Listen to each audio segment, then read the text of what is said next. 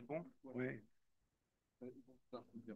Euh, Maintenant, nous passons à la seconde partie de notre matinée. Euh, si vous avez consulté le programme, maintenant on entre dans le, si je puis dire, le dur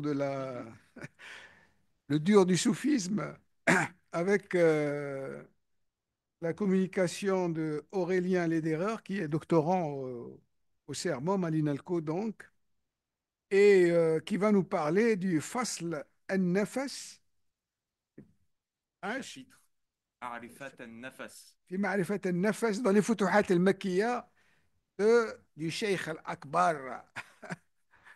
Voilà, vous avez la parole. Merci. Vous Merci. avez une demi-heure. D'accord. Bon, j'ai prévu beaucoup trop long. Je couperai en fonction. Merci aux trois organisateurs du séminaire de m'avoir invité. Je dédie cette présentation à Monsieur Michel Chodkiewicz, qui nous a quittés il y a 5 ans, quasi jour pour jour. Dans le cadre de mon travail de thèse, centré sur la notion de Nafas ar-Rahman chez Muhyiddin Ibn al-Arabi, j'ai comme texte de référence principal le chapitre 198 des Futuhat al-Makkiyya, qu'on peut traduire par les ouvertures mécoises, intitulé Fi Ma'rifat al-Nafas. C'est le nom du chapitre, donc du souffle, ou la connaissance du souffle. La présentation que j'en vais faire n'est nullement exhaustive, tant il serait long d'exposer en détail son contenu.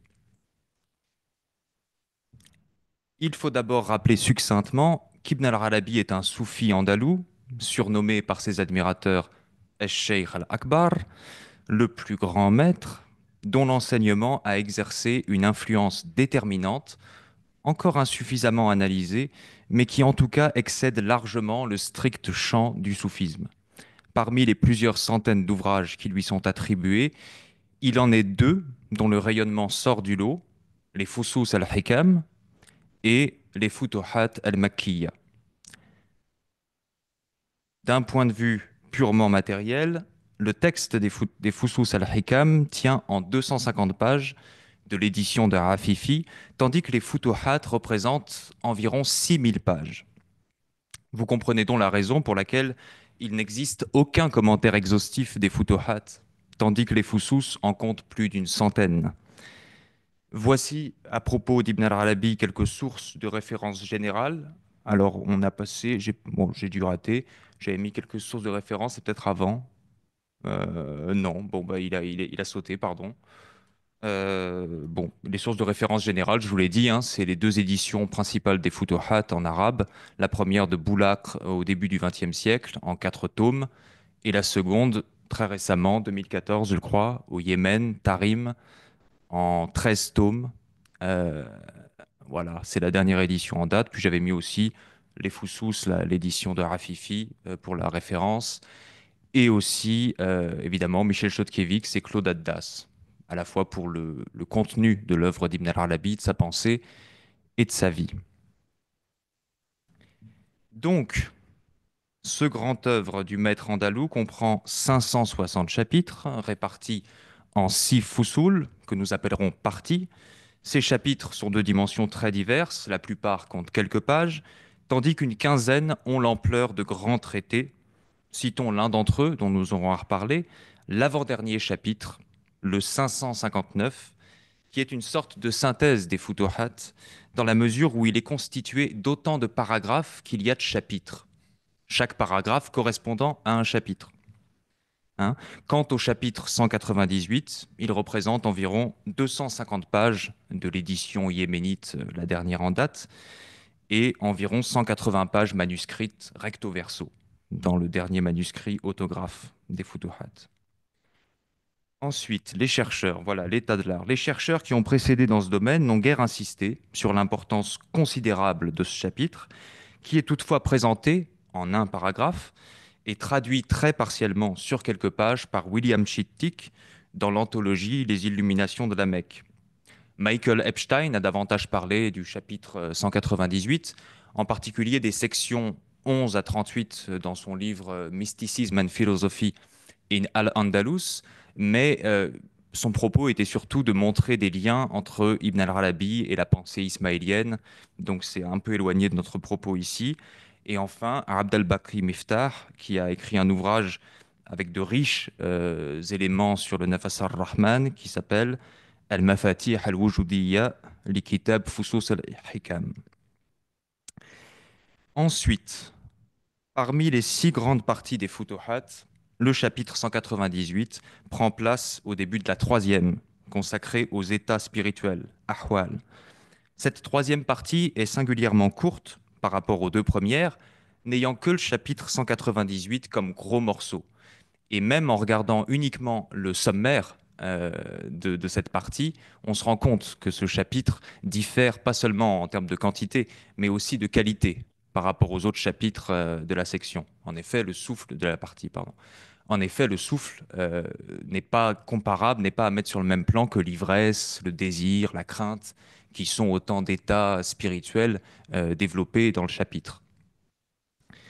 Donc, ça c'est important. Il faut se rappeler d'un paragraphe essentiel du chapitre 88 qui constitue l'une des boussoles pour aborder l'œuvre. Bon, je le lis en arabe assez rapidement, puis après je résumerai. ثم نبين في هذا الباب ما يتعلق بأصول الأحكام عند علماء الإسلام كما عملنا في العبادات وكان الأولى تقديم هذا الباب في أول العبادات قبل الشروع فيها ولكن هكذا وقع فإن ما قصدنا هذا الترتيب عن اختيار ولو كان عن نظر فكري لم يكن هذا موضعه في ترتيب الحكمة فأشبه آية قوله حافظوا على الصلوات والصلاة الوسطى بين آيات طلاق ونكاح وعدة وفاة تتقدمها وتتأخرها فيعطي الظاهر أن ذلك ليس موضعها وقد جعل الله ذلك موضعها لعلمه بما ينبغي في الأشياء. Pour résumer le propos, il parle de ce chapitre en question, donc le 88, et il dit en toute logique, j'aurais pas dû mettre ce chapitre à cet endroit-là. J'aurais dû le mettre avant. Mais c'est pas moi qui décide, pour faire simple. Hein. Il prend l'exemple du Coran où, pareil, il y a des versets à certains moments qui sont entourés, encerclés de versets qui n'ont rien à voir apparemment. Hein. Donc, il prend le modèle disons, du style un peu surprenant coranique pour justifier le style tout aussi surprenant de certains de ces chapitres. Donc, ensuite, s'il te plaît, cela dit, il faut préciser que le mot bab désigne aussi bien les notions de chapitre que de sujet. À un certain niveau, ces 2 notions sont identiques dans les futuhat et chaque chapitre représente son sujet. Ainsi, le souffle en tant que tel n'est traité qu'au chapitre 198. Cependant, ce chapitre doit être rapproché de quelques autres qui appartiennent tous à ce qu'on pourrait appeler un macro-sujet. Jusqu'à présent, voici ceux que nous avons remarqués. Donc, ah oui, je me rends compte qu'en fait, mes PowerPoint ne s'affichent pas complètement. Bon, c'est pas grave. Là, il y a 3 chapitres, 3 de la première section. Ça tombe bien, c'est le chapitre 35 dont on va reparler d'ici très peu de temps. Euh, donc, c'est 4 chapitres de la première section et un chapitre de la quatrième qui sont directement en lien avec ce macro-sujet auquel appartient le chapitre 198. On va revenir là-dessus un petit peu. Pour entrer mine de rien dans le chapitre 198, rappelons un autre principe essentiel pour aborder n'importe quel chapitre des Futuhat, à savoir que chacun d'eux est en fait triple. D'abord, Ibn al-Arabi annonce que les vers qui introduisent chacun des chapitres ne contiennent pas la même sagesse que la partie en prose du dit chapitre. Au chapitre 293, il convient d'examiner ces poèmes en tant qu'ils apportent une explication au sujet du chapitre, au même titre qu'il faut examiner l'exposé en prose. Ces poèmes contiennent des données relatives au sujet étudié qui ne se trouvent pas formulées dans l'exposé du chapitre. Ça, c'est une traduction, un petit extrait de traduction de Claude Addas dans un article qui citait ce passage. En outre, chaque chapitre, donc là on a déjà 2 aspects, hein, le chapitre en vers, le début du chapitre en vers, et la partie en prose du chapitre. Ça fait déjà 2 facettes différentes d'un même chapitre. La troisième, c'est que chaque chapitre, comme on l'a dit, est représenté par un paragraphe à l'avant-dernier chapitre, au 559. Donc c'est encore une troisième facette en sèche, cette fois-ci en prose rimée, puisque le chapitre 559 est principalement écrit en prose rimée. Donc ça fait trois facettes différentes, une en vers, une en prose, une en sèche, pour chaque chapitre, pour chacun des 560 chapitres. Donc, voilà, juste sur ce chapitre 559, hein, il est tellement inconnu pour l'instant que aucune édition des Futuhat ne rapporte correctement la correspondance entre chaque paragraphe et le chapitre qui lui correspond. Donc c'est vraiment encore un terrain à explorer, cet avant-dernier chapitre. Bon, pour montrer le lien entre comment dire, facette en vers et facette en sage, à l'avant-dernier chapitre, on va lire les vers introductifs, les quatre vers introductifs du chapitre 198.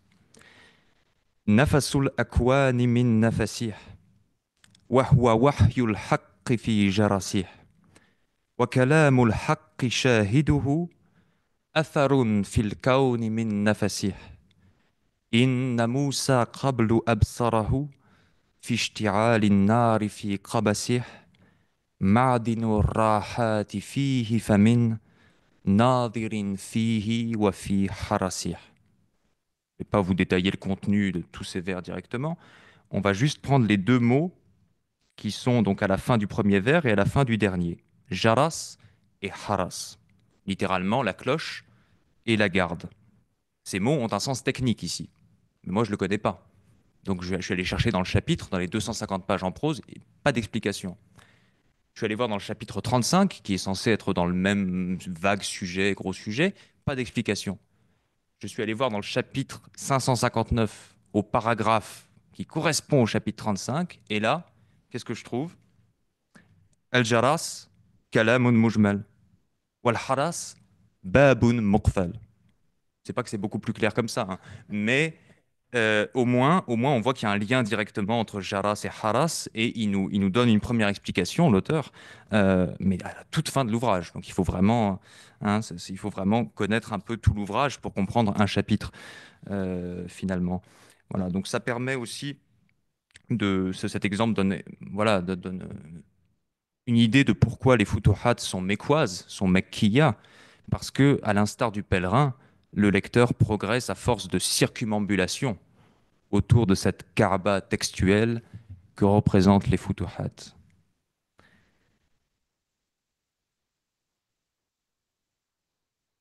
Le suivant, s'il te plaît, encore. Venons-en à la structure du chapitre, qui contient 50 sections, que nous allons donc être obligés de résumer. Les sections 1 et 2, d'ordre métaphysique. Dans la première, intitulée La mention que Dieu fait de lui-même au moyen de son souffle, il est surtout question du hadith Qudsi, donc attribué à Dieu. J'étais un trésor caché et j'aspirais à être connu. J'ai donc créé les créatures et me fis connaître à elles, de sorte qu'elles me connurent. Hadith dont Ibn al-Arabi déclare la fiabilité nulle selon la chaîne de transmission, mais authentique selon le dévoilement spirituel. Ensuite, les sections 3 à 10 sur les principales formules traditionnelles de dhikr, aussi bien isti'adha, basmala, hamdallah, tasbih, takbir, etc. Donc ça, c'est important aussi. La section 9 sur le tahlil est surtout la plus importante parce que c'est la plus longue de l'ouvrage, pas de l'ouvrage, du chapitre, pardon. Et ça détaille, l'auteur détaille, commente les 36 attestations coraniques de l'unité, selon l'intitulé de la traduction de cette section en français par Charles-André Gillis. Et là, on passe au gros morceau, donc les sections 11 à 38. 28 sections. Chacune de ces sections présente un réseau de correspondance entre un nom divin, un degré cosmologique, par exemple le trône ou le troisième ciel, euh, une lettre de l'alphabet arabe et une mention lunaire. Chaque chapitre, il y a ce réseau de correspondance à chaque fois pour chacune de ces 28 sections. Dans son livre El Mafatih al-Wujudiyya, Abd al-Bakri Miftah a justement rapproché ces 28 sections des 27 chapitres qui constituent les Fusus al-Hikam. En effet, Miftah remarque que le chapitre 198 et les Fusus sont écrits à la même période quasiment. Ibn al-Arabi mentionne au Fasl 27 qu'il l'écrivait au mois de Rabi'a Thani 627 de l'Hégire. Or, il précise dans l'introduction des Fusus avoir commencé sa rédaction en Muharram 627, soit plus de 2 mois avant. Enfin, ces 28 sections sont suivies des sections 39 à 50 qui mentionnent pour la plupart les souffles, al-anfas, dans leur titre et leur développement. Nous avons jusqu'ici mentionné plusieurs nombres importants à propos du chapitre 198, nombres déterminants pour l'entièreté des Futuhat. Ibn al-Arabi est bien sûr attentif aux nombres en général, bien qu'aucun chapitre des Futuhat ne soit consacré au nombre en particulier, hein. Il se contente plutôt de faire des allusions comme ça, ponctuelles, à la valeur de tel nombre, mais de temps en temps, c'est pas du tout systématique, hein. Donc il parle un petit peu de abjad, c'est-à-dire la valeur numérique associée à chaque lettre de l'alphabet arabe. Et parmi les nombres importants qu'on a su se mentionner, nous avons rappelé que les Futuhat se composent de 6 parties. Or, à notre connaissance, Ibn al-Arabi n'apporte aucune explication avant le chapitre 198 sur la valeur du 6 en tant que nombre, hein. Donc voici donc comment Ibn al-Arabi illustre la perfection du nombre 6 par les alvéoles que construisent les abeilles. فكل مسدس في العالم فله نصيب من هذه الكمالية وعليه أقامت النحل بيتها حتى لا يدخله خلاء ومن أهل الله من يراه أفضل الأشكال فإنه قارب الاستدارة مع ظهور الزوايا وجعله أفضل لأن الشكل المسدس كبيوت النحل لا يقبل الخلل مع الكثرة فيظهر الخلو. Donc l'idée que la forme hexagonale est la plus parfaite quand on en met plusieurs les unes à côté des autres, hein. Évidemment, le cercle, la forme sphérique est la plus parfaite, hein. La perfection consiste en choses rondes, comme disait Ronsard, mais c'est la forme la plus parfaite quand elle est toute seule. Si on met des cercles les uns à côté des autres, ça laisse du vide, c'est pas bon, c'est pas parfait. Donc voilà pour le nombre 6. C'est par ce passage que j'ai découvert ce chapitre. Mon enseignant, M. Riyad Atlag, l'avait choisi pour expliquer la même division en 6 parties de la Muqaddima d'Ibn Khaldoun, et il n'avait pas manqué de me dire que ce chapitre ferait un bon sujet de thèse. S'il te plaît. D'autre part, le chapitre contient 50 sections, mais si l'on compte en plus les 36 tahlil coraniques dont on a parlé, hein, les 36 fois où il est mentionné dans le Coran, La ilaha illa, Huwa, Allah, Ana, etc. 36 tahlil coraniques, c'est des sous-sections en plus dans le chapitre. Donc 50 plus 36. Et si on rajoute les 13 transitions, wasl, etc., les sous-transitions qu'il y a dans le chapitre, qui sont mentionnées dans le manuscrit, hein. Ça, c'est pas l'éditeur qui rajoute, hein. Euh, Au final, ça fait 99 sections et sous-sections dans le chapitre. Nombre également assez évocateur, nombre de noms divins traditionnellement en islam. Donc ça aussi, c'est important. Et enfin, Abd al-Bakri Miftah signale l'équivalence numérologique suivante. Précisons tout d'abord qu'Ibn al-Arabi, quand il parle de souffle du miséricordieux, j'ai mentionné ça que à propos de mon sujet de thèse, mais il emploie cette expression soit comme nafas ar-Rahman, soit an-nafas ar-Rahmani. Hmm. Auquel cas, c'est le souffle miséricordieux. Pourquoi je vous dis cette précision? Parce que il faut aussi garder à l'esprit que les Futuhat se composent de 560 chapitres. Or, la valeur numérique de la formule An-Nafas ar-Rahmani dans l'abjad oriental, il y a une petite variante orientale, occidentale, etc. Dans l'abjad oriental, ça fait 560. Et je connais aucune autre signification à ce nombre. Voilà, j'ai demandé à une ou deux personnes qui m'ont pas répondu encore. Si vous avez des idées, 560, qu'est-ce que ça veut dire? Moi, je ne sais pas. Mais ça, c'est une piste. Enfin, encore une, s'il te plaît. Nous finirons cette présentation en évoquant la dimension plus littéraire que ce chapitre partage avec les Futuhat en général. Donc on a mentionné la diversité des formes de langage dans les Futuhat, en vers, donc en vers au sens, selon la métrique arabe, les vers classiques, euh, en vers, en prose et en sèche. Mais il y a aussi une diversité de formes de discours, on pourrait dire, dans les Futuhat qui est tout à fait extraordinaire. Donc, on va en parler un petit peu. Euh, le discours général des Futuhat, il varie d'un objet à un autre, hein.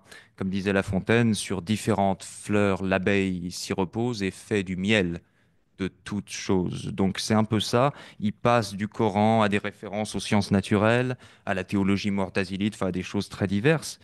Mais il y a aussi des anecdotes biographiques qui vont de la pure expérience spirituelle à des événements plus quotidiens, plus concrets, et aussi l'évocation de grandes figures du soufisme, hein, euh, Abu Yazid, Al-Junayd, Abd al-Qadir al-Jilani. Il nous reste un peu de temps là. Je- Euh, 2 minutes. Encore 2 minutes, alors je vous fais juste une des deux anecdotes, pas les deux, juste sur Junayd. Enfin, voilà l'exemple sur Junayd important. Je cite, nous ne rapportons, c'est moi qui traduis, nous ne rapportons dans ce livre et dans tous les autres que ce que donne le dévoilement et ce que dicte le vrai. C'est la manière de la tribu, Al-Qawm, les soufis, comme lorsque Junayd fut interrogé à propos de l'unicité divine, Tawhid, et qu'il fit une réponse qui fut incomprise. On lui demanda alors, répète la réponse car nous n'avons pas compris. Il donna une autre réponse. On lui dit, celle-ci est encore plus obscure que la précédente. Dicte-la nous, nous la méditerons jusqu'à la comprendre. Il dit alors, si j'en étais l'expéditeur, je la dicterais. In kuntu ujrih fa ana umlih, faisant allusion au fait qu'il n'avait aucune initiative dans cette réponse et qu'il dépendait de ce qui lui était projeté spirituellement, enfin au niveau des pensées, selon l'instant. À la lecture de ce passage, non seulement l'évocation de soufis antérieurs ne paraît nullement anecdotique, mais elle constitue au contraire l'une des clés pour aborder l'enchaînement souvent décontenançant des sujets dans les Futuhat et surtout des réponses junaïdiennes d'Ibn al-Arabi. Si j'ai ici attiré l'attention sur l'aspect plus proprement littéraire du chapitre et de l'ouvrage, c'est qu'Ibn al-Arabi apparaît dans les Futuhat avant tout comme un soufi, mais également comme un auteur. Et c'est à partir de ces deux qualificatifs que je comprends la protéiformité qui caractérise le discours des Futuhat. En effet, l'auteur soufi Ibn al-Arabi y adopte tour à tour le jargon et les références des principales disciplines islamiques, notamment le commentaire du Coran et des hadiths, la jurisprudence, la théologie et bien sûr le soufisme, sans pour autant qu'il s'assimile lui-même à une tribu autre que celle des soufis. Pour conclure, récapitulons ce que nous avons vu jusque-là. Le chapitre 198 est, parmi les Futuhat, l'un des plus longs. Comme les autres chapitres, il a trois facettes, une en prose, une en vers, une en sège. Les sections qui composent ce chapitre sont notamment consacrées aux invocations traditionnelles de l'islam, ainsi qu'à la correspondance de chacune des 28 lettres de l'alphabet avec un nom divin, un degré cosmologique et une mention lunaire. Ce chapitre constitue également un exemple emblématique du discours développé par Ibn al-Arabi dans les Futuhat. En outre, nous avons remarqué le lien entre ce chapitre et des nombres importants pour les Futuhat, entre autres le 6, le 99 et le numéro complémentaire, le 560. Nous avons surtout cherché par cette communication à présenter d'un point de vue formel le chapitre 198 et sa place au sein des Futuhat. Il a finalement été assez peu question du Nafas ar-Rahman en tant que notion. Cependant, ces quelques constatations nous amènent à supposer que ce chapitre constitue non seulement le texte majeur sur la question du Nafas ar-Rahman chez Ibn al-Arabi, mais aussi une pièce essentielle à l'architecture globale des Futuhat al-Makkiyya. Merci.